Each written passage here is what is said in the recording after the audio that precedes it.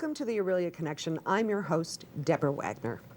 This week, my guest is Ken McDonald. And if you don't know that name, maybe you'll know the name Jiggs McDonald.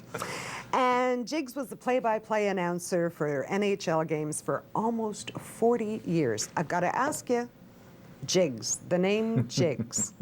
Well, apparently Ken McDonald has no recall value, Deb. When I went to work for Jack Kent Cooke, the Los Angeles Kings in '67, all the application, all the interview process was as Ken McDonald. But each time there was a little bit of correspondence back and forth. He would ask, do you have a nickname? I chose to ignore that until a day or two before our first preseason game. There were never exhibition games. That referred only to wrestling. First preseason game, he said, we have to come up with a name. He said, John Kenneth McDonald has no recall value. What was your nickname? You must have had a nickname. You've had a nickname, right? Oh, many. That we will not repeat here.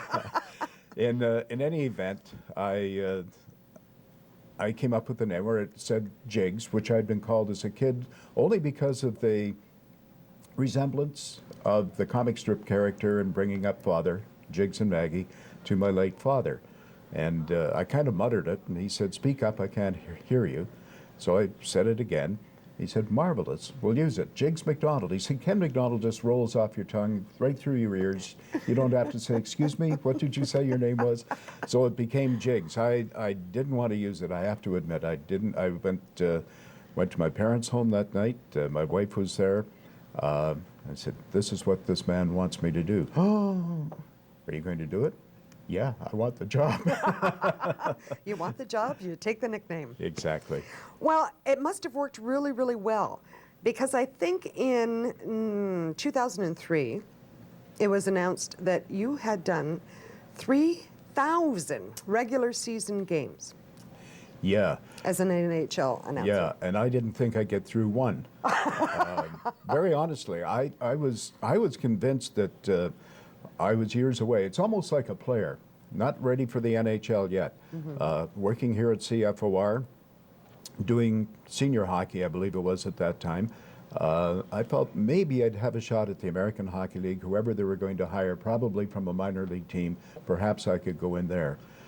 Instead, through an interview process of 120, because he had to show reason why there wasn't an American available to do the job, I ended up getting the job in Los Angeles. And the 3,000, we were in Phoenix. We being, I think at that time, the Islanders. I was doing some fill-in work. And a chap there was being honored on his 2,000th game. And somebody said to me, well, how many have you done, McDonald? I don't know. So on the flight back that night, I started to go through the history of where I'd been, what I'd done. It took a while. And all of a sudden realized that in November of that year, I would reach the 3,000, and just shook my head and said, I can't believe I lasted this long. That just must have amazed you. It did. You know, flashing back to 1956, when you started in radio in Lindsay, I'm sure if somebody had said to you, you're going to do over 3,000 announcers, I mean, really, you would have told them they were crazy. Yeah, well, they thought I was crazy. They took me off the air after about a month. I wasn't good enough in Lindsay in 1956. Oh, for heaven's sake. Oh, yeah. Well, I guess you showed them, didn't you? Well, I had the option of leaving, or I could learn some of the other facets of the business. Right. I couldn't go home. I refer to being a hockey player. It's like you go to a junior A camp and you're cut. You're not good enough for the junior A team. You want to go down to the junior B, junior C, junior D, whatever. How far do you go? Yeah. I said, you know what? I'll stay. I think I was paying $7 a week in a rooming house and eating out of the back door of a Chinese restaurant and so on. So I learned traffic. I learned writing. I became the creative. Tried the creative stuff, and all of a sudden there's a little brouhaha one night between two of the announcers. One was thrown down the steps at the radio station and is fired the next day. McDonald, get on the air. And I said, well, if I'm going back to myself, I said this, if I'm going back on the air today, you're not getting me off. The only guy that got me off was Pete McGarvey, off that station anyway, and brought me over here. And so that's how you ended up in Orillia at CFOR, our dear beloved late Pete McGarvey. Indeed. Yeah. Yep. And so what did you think about coming to Orillia? Well, I was thrilled. I was going from a 1,000 watt station to a 10,000 watt station. My parents would be able to hear me now. And your parents lived? My parents were still in Ayr at that Ayr, time. Ontario, and yeah. with that 10,000 watts, and there was a tendency sometimes to not back the transmitter down to 1,000 watts at sunset like we were Well, you supposed know, to. memories fade. Oh, yeah. Oh, yeah, especially nights when there were hockey games. And Oh, I was trying to amazing. be heard.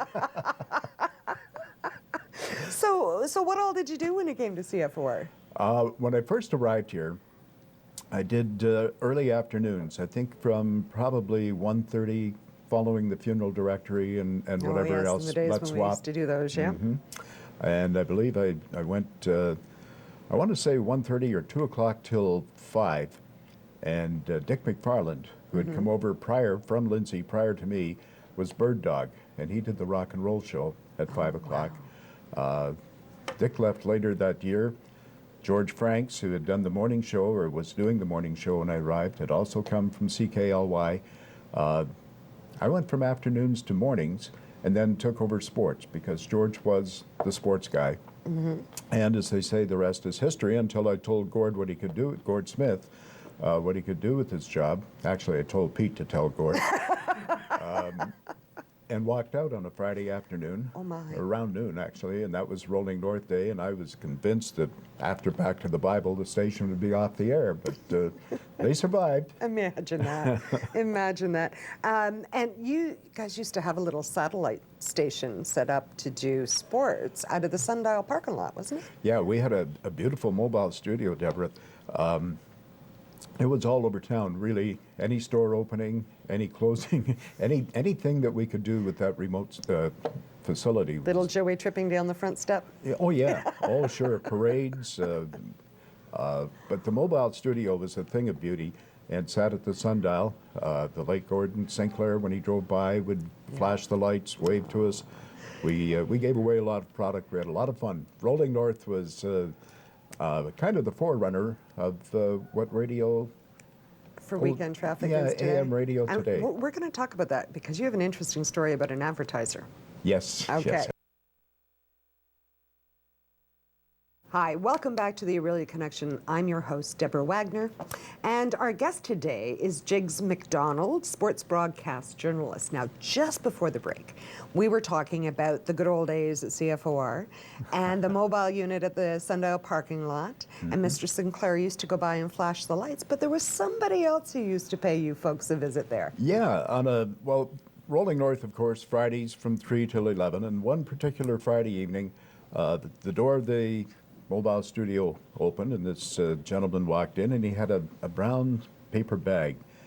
I believe he introduced himself, and I didn't remember for a couple of weeks, but he told us that he had brought us lunch or supper, and it was on him, and it was hamburgers. And he explained that he had just opened a place north of the Sundial called Weber's. And the burgers were unbelievable, char-grilled. I mean, Wow. and So the that must fries- have been Paul Weber Sr., was it? That was Paul Sr., and we talked about it. I talked about it. I think Barry Norman may have been doing news at that time. He dropped by. News came from the studio, of course. Taylor Parnaby, or Hap Oh, at that yes, time, Hap was running the Parnaby. board. Oh, my So gosh. we all got to share the burgers and talked about it. Little did we realize we were, giving away free advertising, but these were so good. And I think I'm pretty sure Paul wasn't, or was very much aware it was free advertising. Paul Jr. and I have talked about it, and he said, and he just nodded and said, "That was pretty sharp, wasn't Oh, yeah. Yes. Yeah, he was a very sharp man. All right, so we're going to move from Orillia and go to L.A. Yeah. And how does one go from Orillia to L.A.? First of all, the culture shock has got to be huge. Oh. Well, along that line, I arrived in Los Angeles on a Monday night. Larry Regan and his wife picked me up. Larry was the general manager, first edition of the LA Kings. Checked me into the hotel where they were staying. And he said, tomorrow morning about 8:30, we'll leave to go to Beverly Hills, down to the office, see Mr. Cook, and go from there. All well and good. Quick breakfast in the morning, into the car. We're probably 3 blocks down the street, and he looked at my feet and he said, "Oh, white socks. You don't wear white socks in Los Angeles. No, peeled back to the hotel, quick change. Into the office, informed a little later that he would like me to go to the dentist with him. Turned out that I got to drive his car while he didn't want to park that car. So I had to circle the block a couple of times in this Bentley, which I'd never seen before in my life. And then he informs me that I'm going back to Chicago. I just changed planes in Chicago the night before, but I'm going back for an NHL PR directors meeting. Wow. To discuss how the draft is going to take place in Montreal in June of '67, the expansion draft.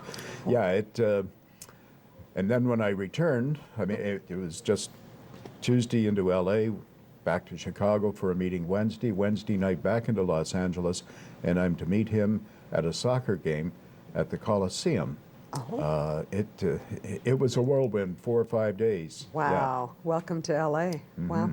And you were actually named, I think, the original voice of the Yes. LA Flames. Yep. That's quite an honor too, and for it to go with. It was, and then I carried that over when I went to Atlanta. Well, I was going to say, you left LA to go to Atlanta in 1980, thereabouts. Went to Atlanta in '72 and stayed till '80. Oh, and Yeah. stayed till 80. Oh. Now, there's a wee bit of an interesting story about when you got called to go to Long Island from Atlanta. Yeah, well, the Flames, I guess I like to tell people it took me 8 seasons to put them out of business. Yeah, I almost think every, they had a little help there from some other people too. almost everywhere I've been, Deborah, I felt that I've done missionary work for this great game. Los Angeles had a team in the Western Hockey League, but they had a limited fan base. They didn't really have a huge fan base until the Wayne Gretzky transaction and Wayne came in. In Atlanta, very limited fan base. So I was preaching the gospel of hockey. I was teaching offside, teaching icing, teaching All the basics? penalties. Yes. Wow. Yeah. So when they left to go to Calgary, I didn't have that option. I was told that I wouldn't be moving with the team. And shortly thereafter, I get a call from the New York Islanders, who had just won the Stanley Cup. Wow. And they were in need of a radio guy, or a television guy, excuse me. They needed a television guy. I went, obviously, with the limited idea of, my wife saying, this isn't the greatest place to live. Maybe, we get out of here after a year, you can find something else to do. Well, the experience of winning the Stanley Cup was something special, or being with a group I who would won think it would be. And then 14 years later. That's the longest one-year period in Oh, history, I'm they're sure. pretty close. I'm sure. So you actually, while you were there, broadcasted 3 Islander Stanley Cup championships. So that really, you must have been thinking, oh my gosh, how did I ever get to this point where I have this incredible honor to do this? As part of the process in getting the job, at the June meetings, and this is when the league met annually, every facet of the business, whether it be coaches, managers, sales, promotions, PR, broadcast, everybody met. Yeah, everybody met in Montreal for an entire week. When I went into Montreal, Bill Torrey, who was the general manager of the Islanders, saw me in the lobby and he said, "Understand that things are going well?" I said, "Think so." He said, "We'll get a chance to talk." Well, Saturday morning at the draft, he said, "You better come with me. Just need to talk to you for a couple of minutes." And he said, "We're going to win this for a lot of years." I said, "Bill, if it wasn't for that offside goal that Leon Stickle missed, and you think if you don't win that game in overtime, you go back to Philadelphia for Game 7, you're going to beat the Flyers in Philadelphia?" "Yep." He said, Just watch. Just watch." He said, "You'll have a good time." I did. I couldn't believe how good this hockey team was. It was a team that let you set the style of play. If you wanted to be a rough, tough hockey player that night, if you wanted to outskate them, if you wanted to just muck and grind in the corners and see if you can't tough out a 1-0 win, they would beat you at it. They had speed, they had finesse, they had the goaltending. It was the most complete team I've ever been around. And the thing that struck me most was that they knew when to shut it down By that I mean personal appearances, team events. The beginning of March, they went through an entire testing period as to what their training level was at. It was just an amazing experience. Well, thank you. We're going to come right back to that. We'll be back in just a few minutes. Welcome back to the Orillia Connection. I'm your host, Deborah Wagner. And again today, our guest is Jiggs McDonald. Now, just before the break, we talked about the fact that you were fortunate enough to announce 3 of the Islanders' Stanley Cup victories. But in fact, you've actually covered 8 out of 11 Stanley Cups since before 1995. Exactly. The company that handled the Islander telecast went national and took the rights away from ESPN, became Sports Channel America. I was the lead play-by-play guy and had the good fortune of 4 more Stanley Cups. So 7, I think it was in 11 seasons or something like that. Then during that period also, when Sports Channel America was alive, Wayne Gretzky was chasing Gordie Howe's record. Oh, wow. And I got the opportunity to do several of the games, including the night in Edmonton when he broke Gordie's record. Oh, that must have been exciting. It was. Tied it and broke it. And you know, the other really neat part of it was that I worked with Herb Brooks at that particular time.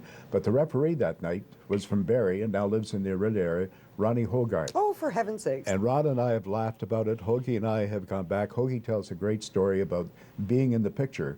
And I'm sure the picture when Gretzky scores the... Yeah, here's Gretz scoring the tie-breaking goal or beating Gordie's record.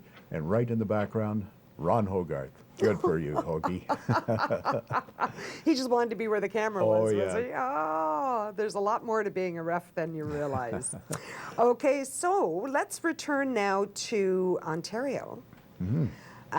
You ended up partnering with Harry Neale from 95 to 97 as the radio broadcast team for the Toronto Maple Leafs. Yeah, it was and yet I'm going to television tell then. a story about you at a school. Oh, yeah? Yeah. Okay. You were actually a Blackhawks fan and not a Maple Leaf fan. Yes, that's true. I think growing up, maybe it was just the uniform colors. Maybe that's why the red and black. That's what it is. But the Blackhawks were my favorite team, and I think part of that because so many of them came out of St. Catharines, having played junior there, and I just liked everything about the Blackhawks. I liked the way they played. Like Bobby Hull, good guy. You know, it just, they had goaltending. It was a team that I thought was, well, it was my team as a kid. But then when I arrived in Toronto to do the Leaf midweek games and had the opportunity to be around the blue and white and recognize again just how much the blue and white mean, despite the fact that, well, 67's a long time back. 67's the last championship, yeah. Yeah, there are a lot of Stanley people Cup. that have never seen a Leaf Stanley Cup. I have seen one, but I won't tell you how old I am, that's for sure. So what was it like to work with Harry Neale? Harry Neale was a joy. A trip. Harry Neale has more stories, more data, more information. And to use one of his lines, quick as a hiccup, he is just as quick as a hiccup. Wow. You can think that, well, I've got Harry set up here, and Harry will go off in a different direction, just click, click, click, that tied right in with what you had. Harry always has a saying, or did when he was working on a regular basis. It was just, you know, I said one night, I think it was, again, a preseason game, be careful what you wish for, young man. And there I was. It was all I could have ever wished for. It's not only to be doing Leaf games, but working with Harry. It was wonderful. Wow. And so when you were working with Harry, where were you living? I was commuting. I was. I told the company I'd built a home here in Orillia at the time, and just about finished. And I said, well, you know, I can live in Orillia and back and forth. Oh, no, continue to live in Florida. They flew me back and forth as a commuter for Leaf games for those 2 seasons. Oh my goodness, that's a heck of a commute. Well, it was, and you know, the worst part of it, though, from my standpoint, I wasn't around the team enough. I wasn't at practice. I wasn't there to know the subtleties of line changes or why particular individual wasn't on this line or wasn't on the penalty kill, not playing the power play anymore, why a particular goaltender was in the doghouse. You seemed like like an intruder almost. Oh, you're back. Yeah. Oh, yeah, I'm back. It isn't Saturday night. Coley's not doing this game. It isn't Monday night and TSN's doing the game. This is Global, or this at that time was CHCH out of Hamilton, and Global sharing the midweek telecast. Wow. So why did you decide to come back and build in Orillia? I love the place. Those 9 years at CFOR, I'd love to say I came to Orillia with I think I was driving a 1952 Pontiac when I arrived. When I left, I didn't have a car. Oh, no. But I had a wife and 2 children. So both girls born here, sister-in-law, brother-in-law here, a lot of great friends here, and it's just a half mile from heaven. It is. So it is. Orillia was an automatic. Had to be back here. Well, we're happy that you came back here. So I have to ask you, and it's got to be a tough one to choose given the fact that you've announced over 3,000 games. If you had to pick one highlight in your career, what would it be? Oh boy. It would probably be Mike Bossy's 50 in 50. There are several with the Islanders, but 50 goals in 50 games, Mike Bossy's victory there, or at least accomplishing that. The Islanders setting a record of 15 consecutive victories, beating the Colorado Rockies in order to establish that. Another one would be game number 5. This was back when there were best of 5 series in the opening round. The Islanders in Pittsburgh in 1983, I believe, 82, on the way to their 3rd Stanley Cup. Win the first 2 games at home handily by big scores. Go into Pittsburgh, lose game 3 in overtime, I believe it was, on a Saturday night. Had to stay over, play again Easter Sunday, lose that one, come home, and are trailing by 2 in the 3rd period, and win it to go on and win the series. That would be. That's exciting. Yeah, Very that exciting. that had the old barn rocking. Anytime the Islanders beat the Rangers, of course, was special too. The overtime game, I guess, when Pat LaFontaine won it in the 4th overtime, about 10-2 on an Easter Sunday morning for the Islanders over Washington, was special as well. Well, thank you so very much for sharing all of those things with us. Catch us next week on the Orillia Connection. I'm your host, Deborah Wagner. Thanks for watching.